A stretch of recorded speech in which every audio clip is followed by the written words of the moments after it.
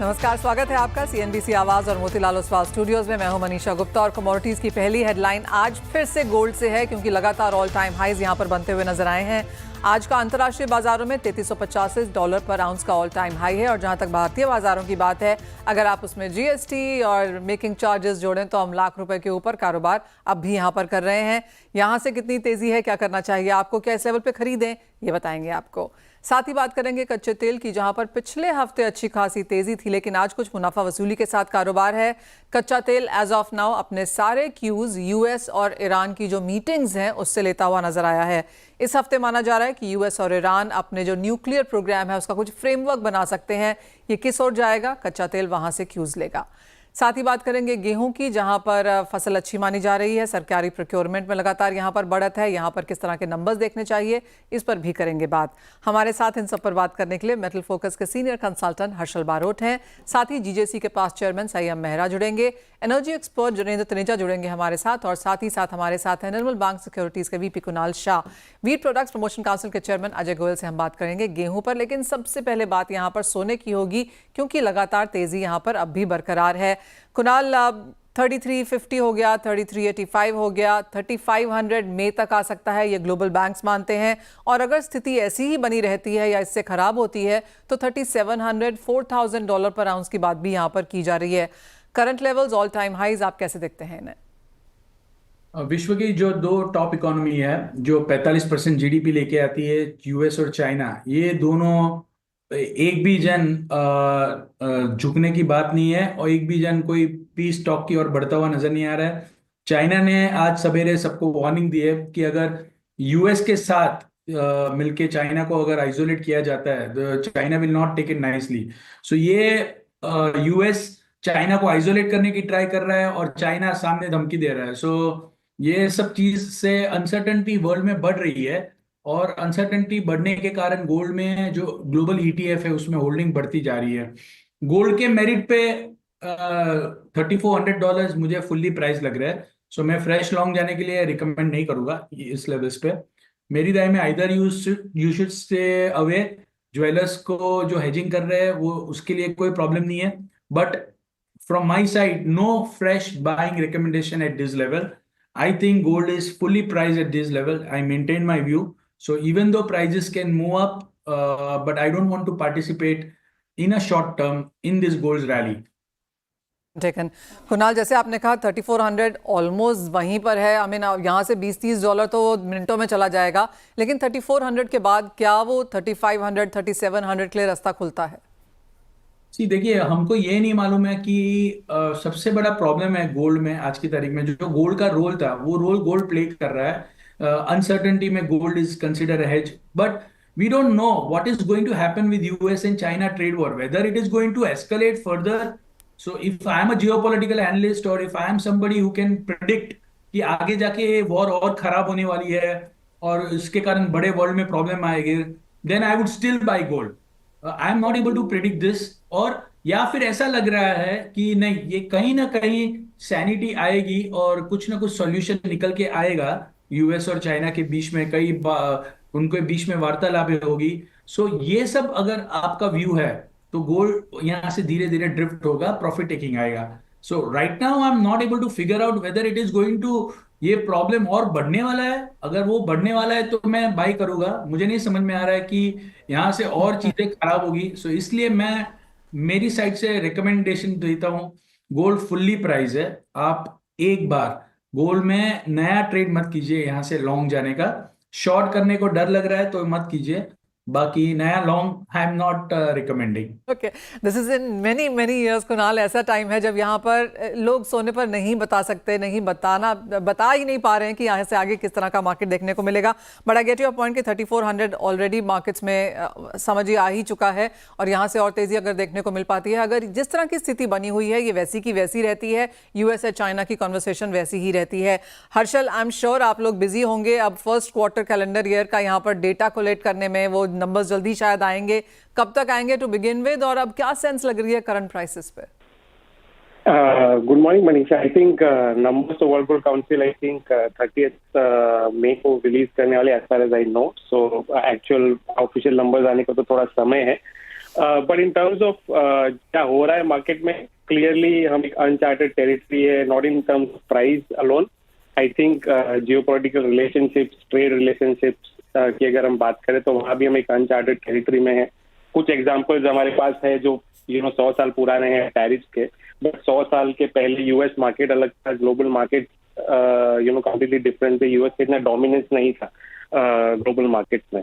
तो I think clearly अब safe haven जो इन्वेस्टर्स ढूंढ रहे हैं, अगर आप देखें ट्रेडिशनली जो यूएस में safe haven assets, US dollar या यूएस ट्रेजरीज जो गिने जाते थे, उसमें अब हम सेल ऑफ आते हुए देख रहे हैं। डॉलर 3 ईयर लो पे है, ट्रेजरी यील्ड्स बढ़ रही है, तो यूएस बॉन्ड मार्केट में भी सेल ऑफ है। तो कहीं ना कहीं इन्वेस्टर्स के पास ग्लोबली जो बड़े फंड्स लेके बैठे उनके पास फिलहाल गोल्ड एक जरिया है जहाँ पे वो इन्वेस्ट कर सकते हैं जब इतनी सारी अनसर्टेनिटीज। तो अपसाइड कोई प्रेडिक्ट नहीं कर सकता है, बट जो माहौल है आई थिंक फिलहाल ओवरऑल एनवायरनमेंट पॉजिटिव है गोल्ड के लिए। बट क्योंकि रैली इतनी फास्ट आई है तो करेक्शन भी जब आएंगे वो बड़े आएंगे। हर्षल, जैसे कुणाल कह रहे हैं कि ना खरीदने की राय है ना शॉर्ट जाने की है, आप क्या कहेंगे, क्या राय देंगे इस वक्त इन्वेस्टर्स को? तो आई थिंक जो एलोकेशन इन्वेस्टर्स यूजुअली रखते हैं, आई थिंक उसे मेंटेन करना चाहिए गोल्ड में डेफिनेटली। क्योंकि फिलहाल जो इन्वेस्टर्स गोल्ड में एंटर हो रहे हैं, अगर मैं रिटेल को हटा दूं, आई थिंक जो इंस्टीट्यूशनल इन्वेस्टर्स हो रहे हैं वो हमेशा एक सर्टेन एलोकेशन गोल्ड में रखना चाहते हैं, टाइम टू टाइम उसे बढ़ाते हैं अगर अनसर्टेनिटी है। तो आई थिंक जो उस तरह से ट्रेड करे उससे ऑफकोर्स गोल्ड में एक एलोकेशन बना के रखना चाहिए। फ्रेश स्पेकुलेटिव बाइंग ऑफकोर्स इस प्राइस पे तो कोई भी रेकमेंड नहीं करेगा, क्योंकि जैसे मैंने बताया कि जिस तेजी से ये रैली आई है इसमें जब करेक्शन आएंगे वो भी बहुत ही स्विफ्ट होंगे, तो और ब्रूटल होंगे। तो आई थिंक नए इन्वेस्टर्स को तो डेफिनेटली इससे दूर रहना चाहिए। एग्जिस्टिंग इन्वेस्टर्स आई थिंक अपना एलोकेशन कंटिन्यू कर सकते हैं। हर्षल, वेन्यू से कि जब करेक्शंस आएंगे तो ब्रूटल होंगे, आपकी ब्रूटल की क्या डेफिनेशन और क्या नंबर है? I think 10 to 15% corrections will not be surprising. जिस हिसाब से ये $300-400 की रैली जितनी स्विफ्टली आई है, वहां से अगर 10-15% मार्केट करेक्ट कर जाता है, इसका कोई भी ट्रिगर हो सकता है। जैसे यूएस ईरान में नेगोशिएशन चल रहे हैं, सडनली यूएस चाइना के बीच में कोई पॉजिटिव ओवरचेज अगर हम देखें, तो जिस हिसाब से एग्रेसिवली लोगों ने एंटर किया है लास्ट $200-300 की रैली में, तो वो करेक्शन अगर 10-15% आए तो it should not be surprising to anyone. संयम, जिस तरह का सेंस हमने कुणाल से, हर्षल से आता हुआ देखा कि नई खरीदारी की एज ऑफ नाउ यहाँ पर राय नहीं है और हम एक हफ्ता दूर हैं, एज इन हफ्ता तो दूर हैं या अक्षय तृतीया से, जिस तरह का माहौल है, अगर तब तक प्राइसेस नहीं नीचे आते हैं तो क्या अब ये कंसर्न बनती जा रही है ज्वेलरी एज अ सेक्टर के लिए? नमस्ते मनीषा जी, बिल्कुल सही बोल रहे हैं कि पिछले 10-15 दिन से मार्केट के अंदर डिमांड काफी डाउन है। आज भी आप देखेंगे यूएस डॉलर इंडेक्स 98,612 पे है, जो हाईएस्ट रेट्स अभी 1,08,50 के आसपास के रेट्स आ गए हैं। सुबह से ही सब रिटेलरों से बात हो रही है कि दुकान के अंदर इतनी भी ग्राहकी नहीं है, लेकिन ठीक है थोड़ी थोड़ी चल रही है। जिस तरीके से सेकेंड वीक ऑफ अप्रैल के अंदर लोग पुराना सोना बेचने आ रहे थे, वैसा अभी माहौल नहीं है। लोग वापस हल्की सी तेजी में आ गए हैं। लेकिन आप ये देखेंगे $1,000 के अंदर और $2,000 के अंदर 5-7% की ऊपर नीचे का भाव तेजी मंदी होती थी। वैसे ही अभी $3,000 का, जैसे $3,385 का भाव है, उस टाइम पे भी $60 से $100 यानी कि 5 to 7% की तेजी मंदी रोज हमें देखने को मिल रही है। शॉर्ट टर्म के अंदर मुझे लग रहा है कि मई के अंदर जो है उसके अंदर जो तेजी का ये बरकरार रहेगा थोड़ा सा माहौल, ये 5 से 10% की अचानक से मंदी आ सकती है गोल्ड के अंदर। इसके लिए हमें थोड़ा सा आगाह रहना पड़ेगा, लेकिन वो शॉर्ट टर्म रहेगी। ईयर के एंड के अंदर वापस रेट्स बढ़ते रहेंगे और अक्षय तृतीया के अंदर भी मुझे लगता है कि लोगों का जैसा माइंड था कि मंदी आके कहीं ना कहीं माइंड में चल रहा था 55,000, 65,000, 70,000 तक भाव आ जाएंगे, ऐसा नहीं लग रहा है। लोगों का माइंड थोड़ा क्लियर हो गया है। पिछले साल से थोड़ा सा कम रहेगा अक्षय तृतीया का माहौल, लेकिन फिर भी लोग इस दिन को शुभ मानते हुए बाइंग फिर भी करेंगे। संयम, जैसे आपने कहा एक टोकन बाइंग यहाँ पर जरूर बनती हुई नजर आएगी, लेकिन जिस तरह के बजट्स अब यहाँ पर हैं, लाख रुपए का सोना हो चुका है 10 ग्राम के लिहाज से, क्या वॉल्यूम्स में कमी आती हुई नजर आ रही है? देखिए लास्ट ईयर जैसे हमने देखा था 20 से 22 टन का व्यापार हुआ था और वैल्यू टर्म्स के अंदर भी अच्छा खासा व्यापार हुआ था। इस साल मुझे लगता है वैल्यू टर्म्स के अंदर जैसे 25 to 30% बढ़ेगा, लेकिन जो वॉल्यूम टर्म्स है उसमें 5 से 7% कम होगा अक्षय तृतीया के अंदर इस साल, क्योंकि लोगों की बाइंग पावर है वो वैल्यू वाइज उतनी ही है और टनों के हिसाब से थोड़ा सा कम होगा, लेकिन जितने भी ज्वेलर्स हैं उन्होंने बहुत अच्छी तरह तैयारी की है इस दिन के लिए, और वी आर होपिंग कि ये पॉजिटिव जाए अक्षय तृतीया, क्योंकि अभी आने वाले 2-3 महीने से यही एक त्योहार है जो रिटेलर्स के लिए, मैन्युफैक्चरर्स के लिए बहुत अच्छा माना जाता है और सेल्स को बूस्ट करेगा। संयम को क्या कुछ नए यहाँ पर स्कीम्स हैं, कोई नया तरीका है लोगों को यहाँ पर रिझाने का, लेके आने का दुकानों तक? देखिए, जितने कुछ रिटेलर्स हैं उन्होंने एक स्कीम निकाली हुई है, चिट भी आपकी पट भी आपकी। आज आप सोना बुक करें और आपको हम्म, लग रहा है कि सोने का भाव घटेगा, रिटेल एंड के ऊपर है ये, सोने हम्म। का भाव घटेगा और अगर घट गया तो वो भाव से सौदा कर लेंगे, और अगर बढ़ गया तो यही सौदा रहने देंगे रेट का, ताकि कंज्यूमर के अंदर कॉन्फिडेंस आए। डिफरेंट स्कीम्स रिटेलर्स डाल रहे हैं गोल्ड के अंदर और कॉन्फिडेंस करने के लिए, और ये हाईएस्ट भाव के ऊपर एंड रिटेलर को बाय करवाने के लिए काफी डिस्काउंट्स भी हैं, काफी गिफ्टिंग भी है। सुबह 9 बजे से 7 बजे से चालू हो जाती हैं दुकानें, रात के 12 बजे तक चलती हैं। वो तो रहेगा ही अक्षय तृतीया के अंदर माहौल। मुझे फिर भी लग रहा है कि थोड़ा सा पॉजिटिव होगा ये भी, और आने वाला जो 3 मंथ्स है जिसको फर्स्ट क्वार्टर बोलते हैं, अक्षय तृतीया उसके लिए बहुत इंपॉर्टेंट है, उसके टर्नओवर के लिए। वेल एब्सोल्युटली, अगर एक मूड चेक लेना हो तो अक्षय तृतीया इसका एक बेस्ट एग्जांपल होगा कि लोगों ने इस लेवल को डाइजेस्ट किया है या नहीं, इस ऑस्पिशियस दिन पे क्या लोग बाहर जाके खरीद रहे हैं, कितना खरीद रहे हैं, वो एक सेंस ऑफ कोर्स हमें अक्षय तृतीया से आती हुई नजर आएगी।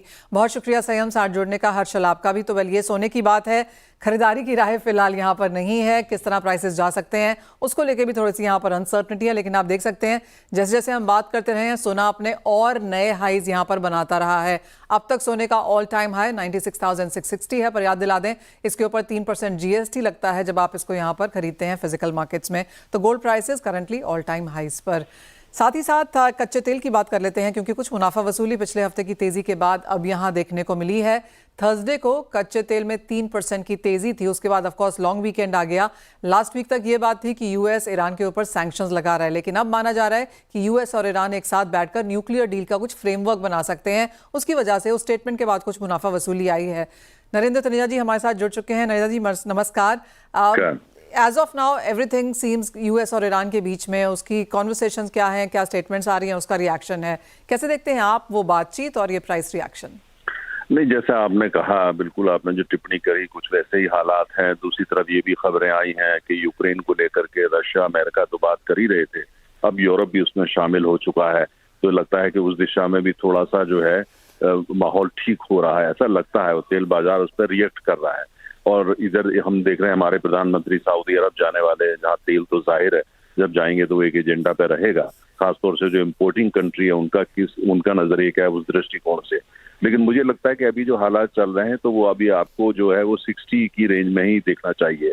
और अगर कोई और कोई नया ट्रिगर आया था तो अभी कहना मुश्किल है, चाहे वो टैरिफ वॉर का ट्रिगर हो या जियोपॉलिटिकल, कहना मुश्किल है। लेकिन अभी जो मूवमेंट आप देख रहे हैं, मुझे लगता है इसी के आसपास जो है वो 65, 67, 68, 70 भी जाएगा, है ना, इसके आसपास ही रहना चाहिए। लेकिन बाकी अभी वेट करना पड़ेगा कि ईरान को लेकर के भी, यूक्रेन को लेकर के भी, और कुल मिलाकर के टैरिफ वॉर को लेकर के कि स्टेटस आने वाले दिनों में क्या रहता है। अभी थोड़ी सी रोशनी दिख रही है, लेकिन अभी कुछ भी पक्के तरीके से कहना मुश्किल है। जब तक वो क्लियर नहीं होता है तेल की प्राइसेस का एक्चुअल मूवमेंट क्या होगा उसके बारे में कहना मुश्किल लगता है। लेकिन फिलहाल आज की तारीख में हम देख रहे हैं, आज ईस्टर मंडे है, यूरोप के बहुत देश बंद हैं, तो लेकिन कुल मिला आज की तारीख में जब हमको देख रहे हैं तो लगता है कि थोड़ा सा पॉजिटिविटी दिख रही है, लेकिन अभी थोड़ा और इंतजार करना पड़ेगा।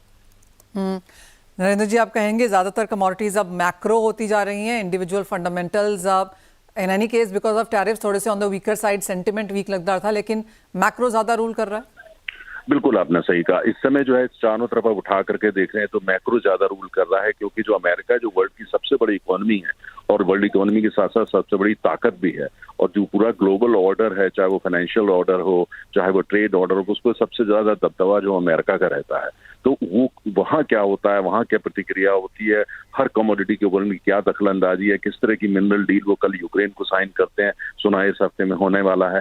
तो ये सब चीजों को लेकर बिल्कुल आपने सही कहा। फिलहाल जो सारा कुछ मैक्रो है, और उसमें मैक्रो के अंदर भी जो पॉलिटिकल एक तरीके से जो इंटरवेंशन आप उसको बोलें या पॉलिटिकल इन्फ्लुएंस बोलें या मैनूवरिंग बोलें, उसका दबदबा मैक्रो में भी बहुत ज्यादा है। नंदित जी, जहाँ तक इंडियन मार्केट्स की बात है, मुझे याद है हमने आपको पिछली बार भी ये पूछा था कि क्या यहाँ पर कुछ प्राइस एडजस्टमेंट हम नीचे की तरफ आता हुआ देख सकते हैं। सरकार की तरफ से जो टिप्पणी है वो ये है कि अगर भाव यहाँ पर स्टेबल रहते हैं तो शायद देखने को मिलेगा। आपकी क्या सेंस है? मुझे अभी नजर नहीं आता कि अभी जिस तरह के हालात चल रहे हैं, कभी ऊपर कभी नीचे, अभी कोई ऐसी स्थिति नहीं है कि सरकार कंपनियों में जोर डाले या ये कंपनी पहल करके कीमतों को कम कर दें। जो भी जब वो होगा उसका तालमेल जो है टैक्स रैशनलाइजेशन से होगा, उसके लिए फिलहाल सरकार तैयार नहीं। और आपके साथ एक भी बात है, मैं कैंडिडेटली आपको कहूँ, कोई बहुत बड़ा इलेक्शन तो फिलहाल अभी आने वाला नहीं है 2-4 हफ्ते में, तो इसलिए जो है वो बहुत बड़ा फैक्टर होता है। कोई पॉलिटिकल मजबूरी नहीं, कुल मिलाकर के जो है वो ऐसा भी कुछ नहीं हुआ है तेल इतना नीचे चला गया कि सरकार को उस पर कदम उठाना ही पड़ जाए। तो मुझे लगता है कि अभी उपभोक्ता, जिसको उपभोक्ता की आदत भी पड़ चुकी है, सरकार को भी आदत पड़ चुकी है और कंपनियों को भी, फिलहाल ऐसे ही रहने वाला है। ऑल राइट, नरेंद्र जी एज ऑलवेज बहुत शुक्रिया साथ जुड़ने के लिए, इंटरनेशनल और इंडियन क्यूज पर यहाँ पर चर्चा भी करने के लिए। कुणाल, एक चांदी पर सेंस लेना चाहेंगे क्योंकि हल्की सी बढ़त सोने के पीछे पीछे यहाँ देखने को मिली है। कॉपर में करीबन 2% की तेजी के साथ एशियन मार्केट्स में कारोबार खुला था। इन दोनों ही कमोडिटीज पर क्या सेंस है? देखिए, ओवरऑल जो ब्रॉडर नैरेटिव है वो डॉलर कमजोर होता जा रहा है। 99 भी ब्रेक कर देगा और 98 की रेंज के टूवर्ड्स जा रहा है, तो कमोडिटी में मंदी करने का कोई सेंस नहीं है। बाई एट डिप्स सिल्वर है, सिल्वर में भी आप बाइंग कंटिन्यू रख सकते हैं। गोल्ड को कैचअप कर रही है, दैट इज वन थिंग। दूसरा, इवन डॉलर इंडेक्स में जो फॉल आ रहा है उसके कारण इंटरनेशनली जो मनी मैनेजर्स है वो सब कमोडिटी बाय करते हुए नजर आ रहे हैं, because that is the only hedge. So, if you want to protect your portfolio against the collapse of the US dollar, the best way to do it is be in commodities. और वही narrative commodity market में हम play होता हुआ देख रहे हैं. So be in commodities in such times. Gold बहुत ज्यादा भाग गया है, बहुत तेजी से ऊपर आ गया है 86 से 96 in a matter of 15 days. So that's the reason I'm not recommending gold at these levels. But rest of the commodities look broadly okay, और आप लॉन्ग पोजीशन सिल्वर में भी इनिशिएट कर सकते हैं 99,000 के टारगेट के लिए शॉर्ट टर्म में. ओवरऑल कमोडिटी में ध्यान तेजी का ही है. कॉपर में क्या लगता है आपको? कॉपर में चाइना में कॉन्सेंट्रेट का आउटपुट बढ़ गया है और उसके कारण जो कॉपर के जो TC/RC चार्जेस है वो भी लगातार नीचे आ रहे हैं. सो copper physical market is indicating the supply में थोड़ा ग्लट बिल्ड होता हुआ नजर आ रहा है. बट जैसे मैंने कहा, जो ब्रॉडर नैरेटिव है, दो चीजें है. चाइना कभी भी स्टिमुलस अनाउंस कर सकता है, सो उसके कारण कॉपर में बाइंग करनी चाहिए. और दूसरा, डॉलर इंडेक्स नीचे आ रहा है, तो ये दो रीजन से मैं बाइंग करने के लिए रिकमेंड करूंगा. कॉपर में 850 to 848 के आसपास आप बाई कर सकते हैं 860-65 के टारगेट्स के लिए. मुझे ओवरऑल अच्छा लग रहा है. ऑल राइट, तो बाइंग रिकमेंडेशंस यहाँ पर अक्रॉस कमोडिटीज़ हैं. जिस तरह के मैक्रोस हैं, खरीदारी करके काम करना चाहिए. और सोना ऑफ कोर्स थोड़ा सा सरप्राइज कर सकता है दोनों ही साइड में, लेकिन बाइंग रिकमेंडेशंस चांदी एंड कॉपर के लिए फॉर श्योर. कुणाल, बहुत शुक्रिया साथ जोड़ने के लिए, सारी नॉन एग्रो कमोडिटीज़ पर बात करने के लिए. एक ब्रेक का समय है, लौटेंगे तो बात करेंगे यहाँ पर गेहूँ की, जहाँ पर अच्छी खासी प्रोक्योरमेंट सरकार की तरफ से होते हुए नजर आ रही है, हाईएस्ट इन 3 years परहैप्स. क्या नंबर्स हैं, क्या इम्पैक्ट है, बताएंगे आप. गेहूं की कर लेते हैं क्योंकि ये इंपॉर्टेंट फसल है और जिस तरह से हमने यहाँ पर पिछले 2-3 सालों में नंबर्स देखे हैं, ये साल थोड़ा सा बेहतर होता हुआ नजर आ रहा है, इसीलिए इसके ऊपर बार बार चर्चा भी है. हमारे साथ अब अजय गोयल जी जुड़ चुके हैं. अजय जी नमस्कार. कैसे देखते हैं आप जो लेटेस्ट नंबर्स अब सरकार की तरफ से आए हैं, दर्शाते हैं कि इंडिया का जो वीट स्टॉक है सरकारी वेयर हाउसेज में प्रोक्योरमेंट के तौर पर वो 57% चढ़ा है और 3 साल के हाइज पर अब यहाँ पर है. सफिशिएंट नंबर है, सपोर्टिंग है, एनकरेजिंग है? बिल्कुल बिल्कुल, एकदम जो है स्पीड से जा रहा है. MP में जो 6 मिलियन टन का टारगेट है वो मुझे लगता है अखातीज से पहले ही पूरा हो जाएगा, अगले 10 दिन में ही. और बाकी जगह पे भी, हरियाणा में भी अच्छी खासी अराइवल्स और प्रोक्योरमेंट हो गया है. इस साल जो है पिछले साल के मुकाबले, पिछले साल इसी समय लगभग 7-7.25 मिलियन टन का प्रोक्योरमेंट हुआ था और इस साल करीबन 12.75 मिलियन टन का प्रोक्योरमेंट हो चुका है 20 अप्रैल तक. 1 अप्रैल की भी अगर बात की जाए तो 11.8 मिलियन टन्स का यहाँ पर सरकार दिखाती है और ऑफ कोर्स नॉर्म से तो ये हमेशा ऑन द हायर साइड ही रहा है. जिसकी प्राइवेट बाइंग कैसी है, क्योंकि ये कॉन्वर्सेशन है जो बार बार लगातार इस गेहूं के साथ निकल के आ रही है. देखिए, जो प्राइवेट बाइंग है, बाजार को आभास लग जाता है कि इस साल फसल कैसी है. पिछले 2 सालों में आपने अगर देखा होगा कि जो है सारा बाजार कह रहा था कि फसल कम है, शॉर्टेज है, और जो है जितनी एक्सपेक्टेड है उतनी ग्राउंड लेवल पे नहीं नजर आ रही. इस साल पे उल्टा हो रहा है. सबको अच्छी तरह से पता है कि फसल बहुत अच्छी है. ना तो किसान पीछे माल रोक रहा है, बल्कि जो है कई मंडियों में ट्रैफिक जैम हो रहा है, लंबी कतारें लग रही हैं, और व्यापारी भी थोड़ा पीछे हट गया है, क्योंकि फसल का साइज इस साल बहुत अच्छा है, जो खास तौर पे MP, Punjab, Haryana, even UP और हो सकता है बिहार में भी। इसकी वजह से प्राइवेट ट्रेड इस साल थोड़ा सा कम पार्टिसिपेट कर रहा है, क्योंकि उनको लग रहा है कि इस साल जो बाजार है वो सरकार के गिरफ्त में रहेगा, और जो है सरकार हो सकता है ओपन सेल भी जो है कुछ जल्दी खोल दे। अजय जी, आप लोग इंदौर में मिलने वाले हैं इस वीक तक, तो आई कैन ये माना जा सकता है कि वीट ट्रेड, जैसा कि पिछले 2 सालों में थोड़ा सा मायूस था कि सरकार बहुत सारी नोटिफिकेशंस लेके आ रही है, बहुत सारे कर्ब्स हैं, मेजर्स हैं, क्या ये साल थोड़ा सा खुश वाला है जब आप लोग सब मिलेंगे? हाँ, तो बिल्कुल उम्मीद है कि जो हर शुक्रवार को स्टॉक सबमिट किया जाना चाहिए, वो भी जो एक औपचारिकता है वो सरकार खत्म कर देगी जल्द ही। जैसे मुझे उम्मीद है, जैसे ही सरकार का प्रोक्योरमेंट होगा, वो एक्सपोर्ट ऑफ वीट प्रोडक्ट्स है, स्टॉक लिमिट्स या स्टॉक रिपोर्टिंग है, इन सब चीजों पे पुनर्विचार करेगी, और आने वाला साल जो है मेरे ख्याल से इजियर रहेगा व्यापारियों के लिए। हालांकि अपॉर्चुनिटी जो थी व्यापारी को वो पिछले 2 सालों में थी, इस साल जो है अपॉर्चुनिटी कम रहेगी। क्या कोई कॉन्वर्सेशन जारी है अजय जी सरकार के साथ ये सारी चीज़ें और ईज ऑफ करने के लिए, या आपको लगता है सरकार एक बार अपना टारगेट कर लेगी, प्राइसेस यहाँ पर इस रेंज में रहेंगे, उसके बाद कुछ बातचीत का मौका खुलेगा? बिल्कुल, खुशी की बात यह होगी अगर सरकार अपना 31.2 या 3 मिलियन टन का टारगेट पार कर जाए इस साल। अगर वो टारगेट उसको पार कर देती है तो फिर जो है जरूर सरकार जो है अपनी सारी पिछले 2 साल की पॉलिसीज पे जो है अच्छी तरह रिव्यू करके उस पे जो है काफी रिलैक्सेशन लेके आएगी, एंड वही एक अपॉर्चुनेट टाइम रहेगा सरकार से डायलॉग करने का। Ajay ji, international market cues कैसे हैं और क्या वो एट ऑल इंडियन प्राइसेस को एज ऑफ नाउ इन्फ्लुएंस कर रहे हैं? देखिए, इंटरनेशनल मार्केट्स इंडियन प्राइसेस को तो बिल्कुल नहीं आज की तारीख में इन्फ्लुएंस कर रहे हैं, एंड इंडियन मार्केट जो है वो इनवर्ड लुकिंग मार्केट हो चुका है 2-3 साल से, एंड लोकल सप्लाई और लोकल डिमांड ही इस मार्केट को इन्फ्लुएंस करता है। आगे जाके हम ये जानते हैं कि समर्स में थोड़ी सी डिमांड यहाँ पर कम रहती है, आपको लगता है ये क्वार्टर या अगले 4-5 महीने ऐसे रहेंगे जहाँ पर डिमांड बहुत ज़्यादा नहीं है, प्राइसेस इन कंट्रोल हैं, और एक क्या रेंज अब आप देख रहे हैं, क्योंकि अब काफ़ी क्लैरिटी आती जा रही है इस बात की, वीक ऑन वीक की फसल अच्छी है, सरकार प्रोक्योर बहुत तेज़ी से कर रही है, आपको लगता है कि price on the lower range में रहेंगे और क्या रेंज रह सकती है? देखिए, कुछ सेक्शन है मार्केट के जो एक्सपेक्ट कर रहे हैं पोस्ट जून एक डिप भी आ सकता है। आज दिल्ली जैसे 2650-40 के आसपास भाव चल रहा है, तो और सरकार जो है 15 मई तक पंजाब, हरियाणा और जो है 30 जून तक मेरे ख्याल से एमपी वगैरह में परचेस करेगी। एक बार सरकार हट जाएगी उसके बाद जो है बड़ा लेवल बाजार में जल्दी से रहेगा नहीं। हो सकता है एक हल्की फुल्की डिप या एक फ्लैटिश टोन आ जाए मार्केट्स में अगले 1-2 महीने उसके बाद। तो 2650 करंट लेवल्स हैं, कहाँ जाते हुए लगते हैं फिर आपको नीचे में? अभी तो एकदम ही सुस्त है बाजार जो है, सबको लग रहा है कि जो है सुनामी आ गई है, और अभी जल्दी से और इस साल 2 चीजें और है कि एक तो सरकार के सामने स्टोरेज की भी और लॉजिस्टिक की भी चुनौती आ सकती है, क्योंकि राइस का भी भंडार बहुत ज्यादा है सरकार के पास, तो जरूर जो है सरकार को कुछ ना कुछ उपाय निकालना पड़ेगा अर्ली डिस्पोजल के लिए। हो सकता है कुछ एक्सपोर्ट्स भी खोले प्रोडक्ट्स का, कुछ जो है ओपन सेल जल्दी निकाले, एंड डिमांड जो है वो जिन लोगों के पास यूज है या जो बड़े कस्टमर्स हैं उन्होंने तो डेफिनेटली इस साल कवर करके चल रहे हैं, तो बड़े बायर्स भी मिसिंग होंगे बाजार में जून जुलाई के बाद। अजय जी, पिछले 2 साल से लगातार यहाँ पर इंडस्ट्री सरकार को इंपोर्ट्स खोलने के लिए कहती रही है, सरकार ने काफ़ी रेजिस्टेंस दिखाई है, आप कहेंगे इन द हाइंडसाइट शायद सरकार ने सही फैसला किया इंपोर्ट्स ना करके?